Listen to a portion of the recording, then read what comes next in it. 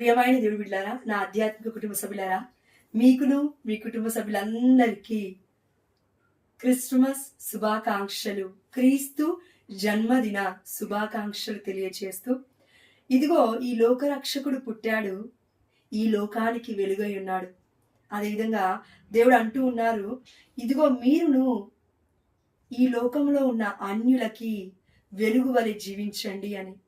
కాబట్టి మనం ఎక్కడున్నా క్రీస్తుకి సాక్షులుగా జీవించాలి అని అంటే, క్రీస్తు చిత్తాన్ని అంటే దేవుడి చిత్తాన్ని మనం అంగీకరించి, అమ్మ మరియ తల్లి ఏ విధంగా అయితే క్రీస్తు ఈ లోకంలో పుట్టడానికి దేవుడి యొక్క రక్షణ ప్రణాళికలో ఇదిగో నేను దేవుడి దాసురాలను అని ఒప్పుకుందో, అదే విధంగా మరియ తల్లిలో ఉన్న గొప్ప సుగుణము వినయము అనే యొక్క సుగుణముతో మనము కూడా ఈ క్రిస్టమస్కి నింపబడాలి. అదేవిధంగా దేవుడు మరియ తల్లిని అంటూ ఉన్నాడు, ఇదిగో తరతరముల వారు నిన్ను ధన్యురా అని పిలుస్తారు అని.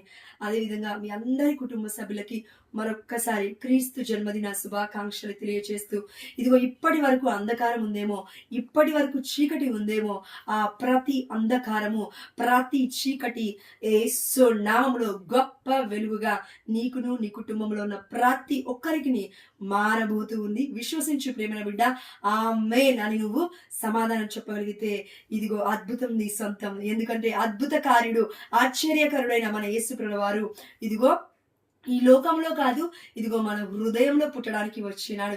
కాబట్టి హృదయంతో దేవుని ఆరాధిస్తే తప్పకుండా మన ఆదికర్త మన యొక్క జీవితాలను అత్యద్భుతంగా యేసు నామములో మార్చునిగాక మారుస్తున్నాడు. ఆమేన్, హల్లెలూయా.